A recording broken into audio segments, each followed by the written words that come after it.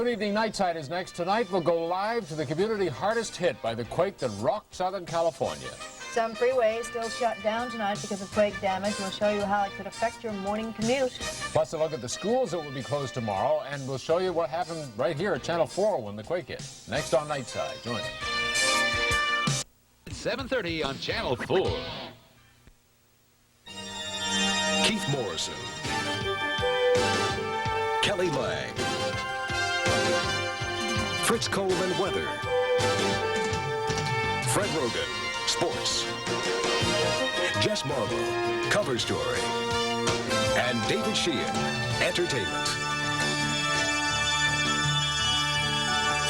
Channel 4 News, Nightside, #1 at 11. Good evening. Topping the news at the 11th hour. The aftershocks are gone, but the emotional shocks remain from today's big earthquake. Tomorrow, some schools will be closed again, and some freeways will stay closed for a while tomorrow because of damage caused by the earthquake. The populated area closest to the epicenter of today's earthquake is the city of Whittier, and the damage there took a heavy toll on its buildings and its people, like Priscilla Oganisoff and her 2 children. I thought I was going to die when the wall opened up and I could see the sky. I just thought I was going to die. The roof on their duplex caved in. Damage estimates in the Whittier area will reach the millions of dollars there, Fred.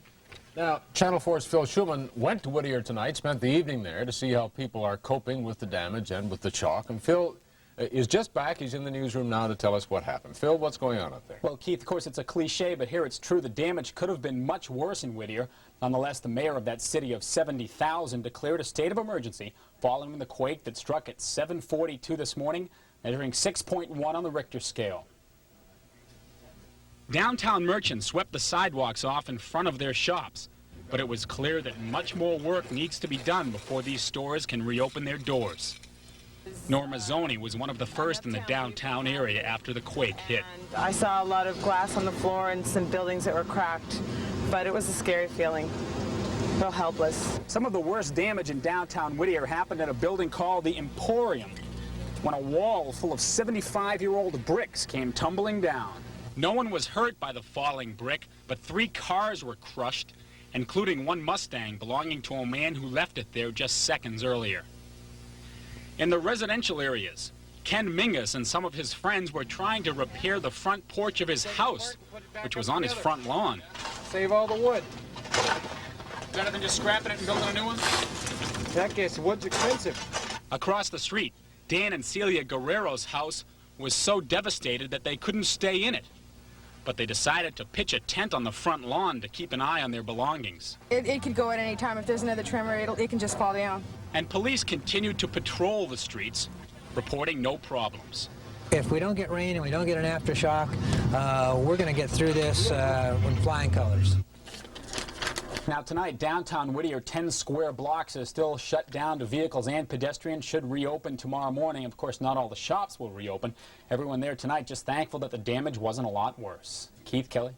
All right, thank you for that, Phil. And at least 6 people died as a result of today's earthquake. A construction worker on an electrical transmission tower project died in a 30-foot shaft in Eaton Canyon. He is 40-year-old Antonio Bernal.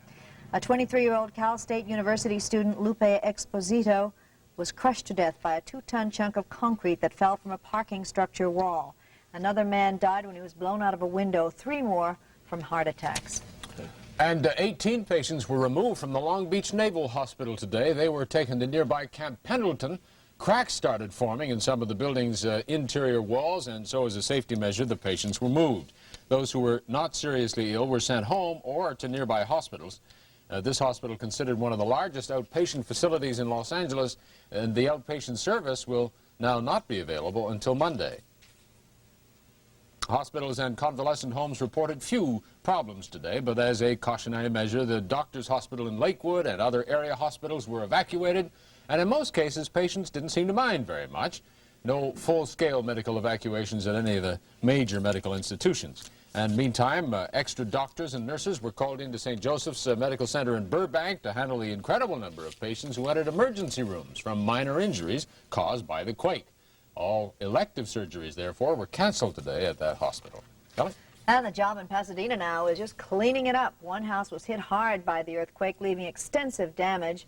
Many unreinforced brick structures also came right down. Walls caved in. An auto repair garage collapsed, destroying several cars below. Scores of downtown businesses had to shut down today as owners dealt with broken windows and an assortment of damage, great and small. Nearby Alhambra, pieces of glass from storefronts littered the sidewalks there. Some streets were closed off, including Atlantic at Commonwealth Avenues, wooded streets, sections of Fremont. There were no injuries at all in Alhambra. Some residents reported broken water pipes and gas lines. Others had problems inside their homes. I ran in the house and saw everything in my kitchen on the floor. Pots and pans and all my spices all over the floor and vinegar all spilled all over. And then I went to the dining room. Then I saw everything from my china closet all broken up. And that was a very, very common sight all over Southern California this morning. Alhambra had taken some precautions, at least by going through recent earthquake emergency exercises, and the cleanup continues there tomorrow. Now, because it was close to the earthquake's epicenter, there was additional damage to areas of East Los Angeles today. It wasn't difficult to see the after effects of the quake. Bethany Congregational Church suffered some structural damage, cracks evident in every wall, including a nursery. And for students of Hollenbeck Junior High School, it was time to pull out all those earthquake drills to work, and they did worked well today. Mayor Bradley felt the effects of the quake. He said his books were knocked down, papers on his desk scattered around. In a press conference today, the mayor, though, praised the city's emergency workers, calling their response to the earthquake flawless. Though City Hall and other downtown buildings were evacuated today, it is back to work tomorrow as usual. But how do you get there? Well, some of the commutes will be bad. All lanes where the 605 and Santa Ana freeways meet remain shut down at this time. They should be reopened, we are told, by tomorrow morning's rush hour. Caltrans officials say chunks of concrete crumbled from the center column, which supports the 605 at the Santa Ana freeway. Construction crews are shoring it up for now in anticipation of tomorrow's rush hour traffic. About 15,000 cars each hour expected. And the Burbank Airport Control Tower is open now, but it was shut down this morning for almost an hour's time. During the quake, windows of the control tower were broken and ceiling tiles fell out. Power was lost in all but one of the airport buildings. And as engineers inspected the runways for damage, operations came to a halt. But there was no runway damage, and a temporary control tower was set up in the only building that did have power. 2 hours later, though, normal operations resumed. They were fast.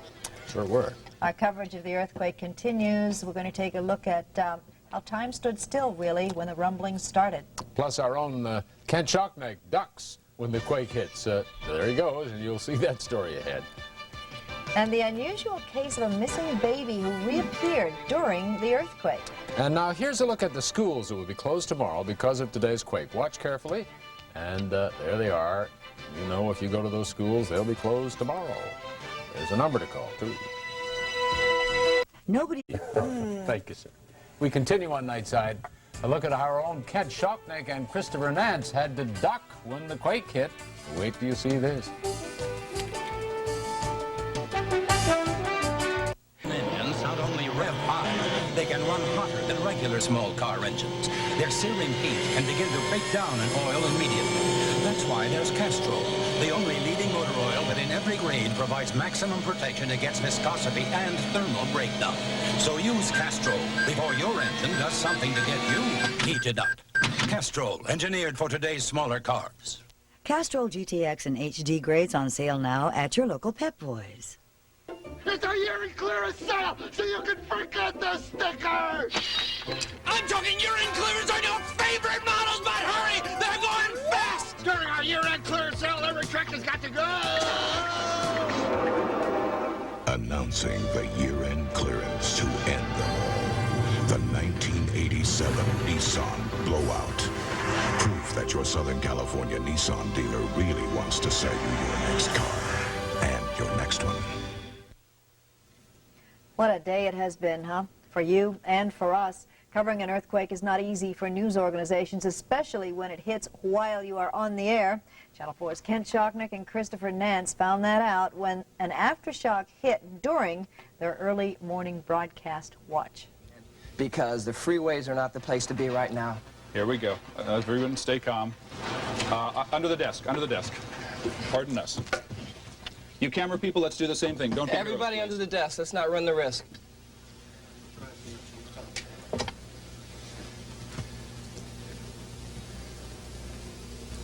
Now you're watching live pictures from Studio 10 of KNBC in Burbank right now. There wasn't room under the desk for all those guys. Well, I'll tell you, Ken and Christopher are okay. Yeah. Nothing fell in the studio, Oh, it was but great what stuff. a day. And it you has noticed been. that the camera person was right there where he was supposed to be. They always are. No, that's not the first time this month. Now, finally, another unusual footnote.